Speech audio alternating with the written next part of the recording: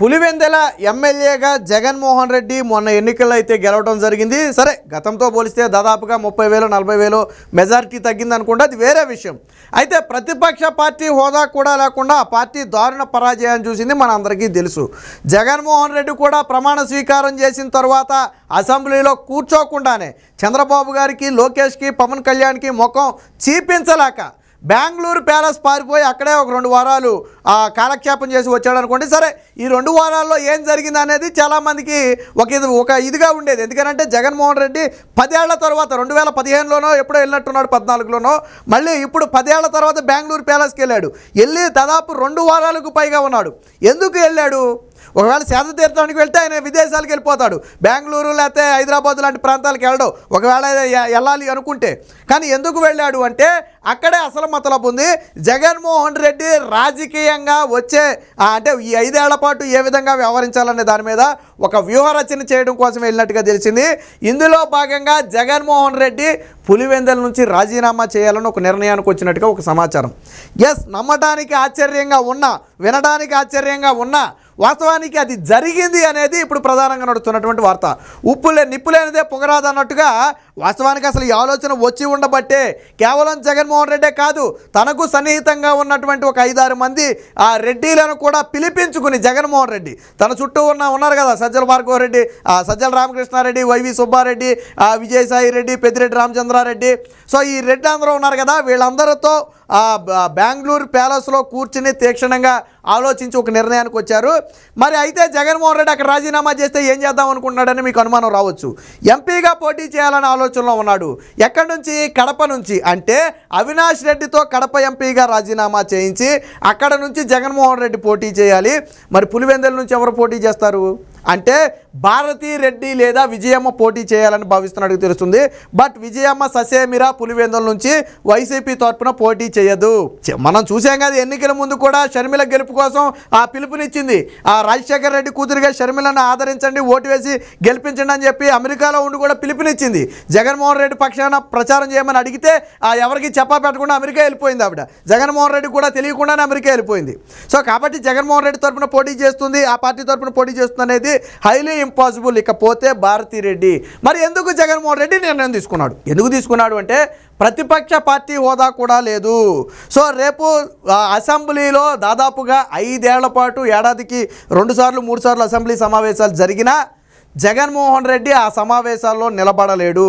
అలాగని అసెంబ్లీకి వెళ్ళకపోతే పారిపోయామంటారు, అసెంబ్లీకి వెళితేనేమో ఏకేస్తారు. అందుకని ఏం చేయాలి జగన్మోహన్ రెడ్డి? ఎమ్మెల్యేగా ఉండి అసెంబ్లీకి వెళ్లకుండా ఉండటం కంటే ఎంపీగా వెళ్ళిపోయి ఢిల్లీలో కేసుల మాఫీ కోసం చక్రం తిప్పుకోవచ్చు.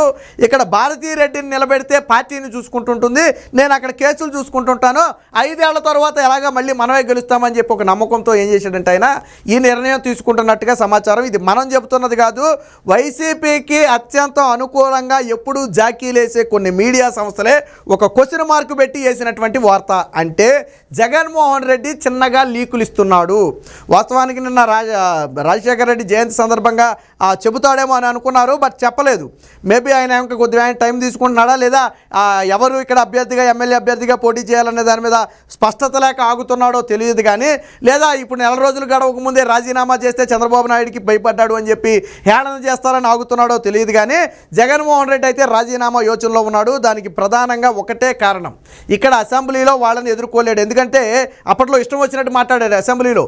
ఈవెన్ భువనేశ్వర్ గారు లాంటి వాళ్ళ అసెంబ్లీలో లేని, రాజకీయాలతో సంబంధం లేని మహిళల పట్ల కూడా దారుణమైన వ్యాఖ్యలు చేయించాడు. ఈరోజు రేపొద్దున జగన్మోహన్ రెడ్డి అక్కడ నిలబడితే కింద నుంచి పైదాకా కడిగేస్తారు.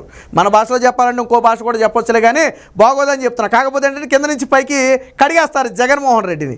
కాబట్టి భయపడి అసెంబ్లీలో కూర్చునే దమ్ము లేక, ధైర్యం లేక, వాళ్ళను ఎదుర్కొనే ఇది లేక జగన్మోహన్ రెడ్డి పారిపోతున్నాడు.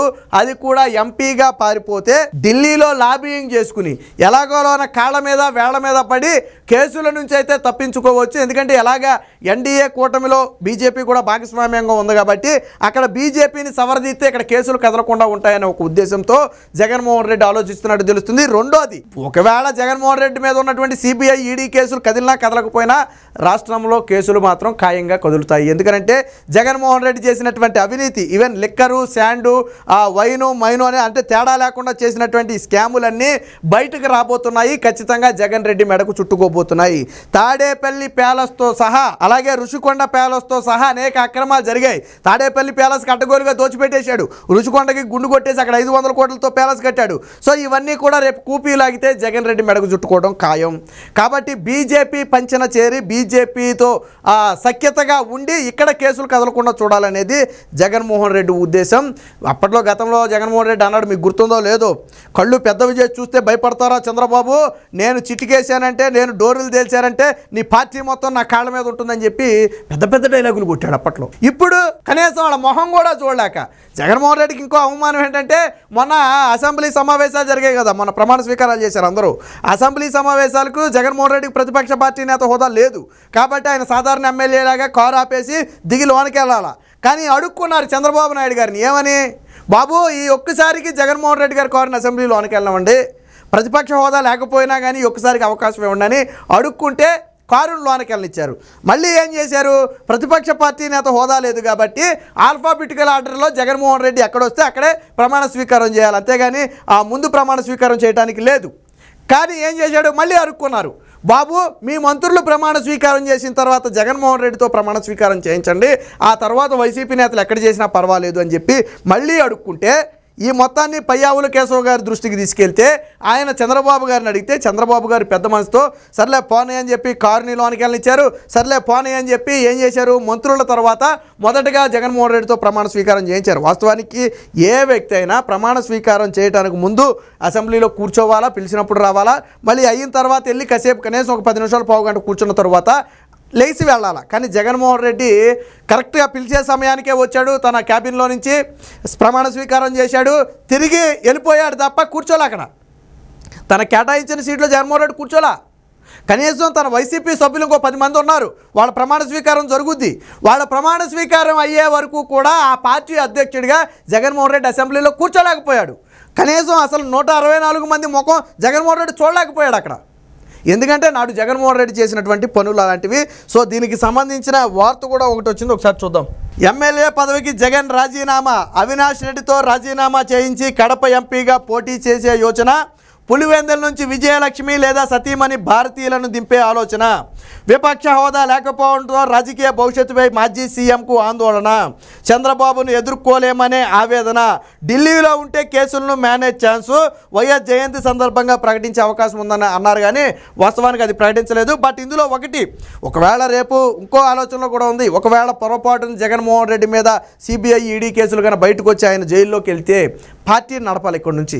కాబట్టి ఇప్పుడే భారతీరెడ్డిని ఎమ్మెల్యేగా నిలబెట్టి ఆ పార్టీ బాధ్యతలు భారతీరెడ్డి చేతిలో పెడితే తాను జైలుకి వెళ్ళినా పార్టీ బ్రతుకుంటుంది, నేను మళ్ళీ తిరిగి వచ్చిన తర్వాత అయినా మళ్ళీ పోటీ చేసి గెలవచ్చు, అప్పటి వరకు పార్టీ ఉండాలి అంటే ఖచ్చితంగా భారతీరెడ్డి అక్కడ ఉండాలని జగన్మోహన్ రెడ్డికి భావన వచ్చినట్టుగా ఇంకో కొంతమంది చెప్తున్నారు. ఎందుకంటే జగన్మోహన్ రెడ్డి అరెస్ట్ అయిన మరుక్షణం వైసీపీ పార్టీ కుక్కలు చింపిన విస్తరైపోద్ది. పార్టీని లాక్కోవడానికి ప్రయత్నించే వాళ్ళు ఉన్నారు, పార్టీ నుంచి బయటికి వెళ్ళిపోవడానికి సిద్ధంగా ఉన్న వాళ్ళు కూడా చాలామంది ఉన్నారు.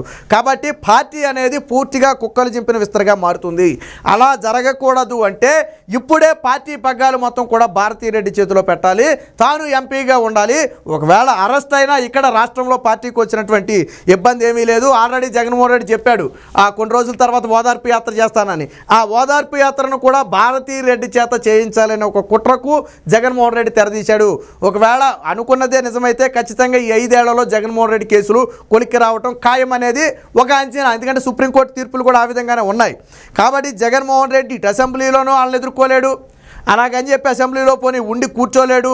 కాబట్టి భారతీరెడ్డికి పగ్గాలిస్తే అన్ని రకాలుగా ఉపయోగపడుతుందని ఒక ఉద్దేశంతో జగన్మోహన్ రెడ్డి వచ్చినట్టు తెలుస్తుంది. మరి అవినాష్ రెడ్డితో రాజీనామా చేయిస్తే అవినాష్ రెడ్డికి ఏమిస్తారనేది మనకైతే తెలియదు. వాస్తవానికి అసలు ఇప్పుడు Jaganmohan Reddy off the record చెప్తున్నాడంట, అవినాష్ రెడ్డి వల్లే మనం సగం చచ్చిపోయాం కడపలో. కడప కోట్లకు మొత్తం బేట్లే కదా, ఎంటైర్ రాజశేఖర్ రెడ్డి దగ్గర నుంచి తీసుకుంటే కడప కంచుకోట వాళ్ళకి. కానీ ఈరోజు కోటలకు మొత్తం కూడా బేటలు వారాయి అంటే కేవలం అవినాష్ రెడ్డి చేసినటువంటి పని వివేక హత్య కేసే. కాబట్టి ఇప్పుడు జగన్మోహన్ రెడ్డి అవినాష్ రెడ్డి మీద కూడా కొంచెం విసుక్కుంటున్నాడని చెప్పి ఒక వార్త. ఏది ఏమైనా మొత్తంగా జగన్మోహన్ రెడ్డి అసెంబ్లీలో చంద్రబాబు గారిని ఎదుర్కోలేడు, ఎదుర్కొనే దమ్ము లేక ప్రతిపక్ష హోదా కూడా లేకపోవడంతో ఇప్పుడు రాజీనామా చేసే ఆలోచనగా ఉన్నట్టుగా తెలుస్తుంది. సో ఈ వార్తలు ఎంతవరకు నిజమనే తెలియాలంటే వైసీపీ నేతలు స్పందించాలా లేదా కొద్ది సమయం వేచి చూడాలా?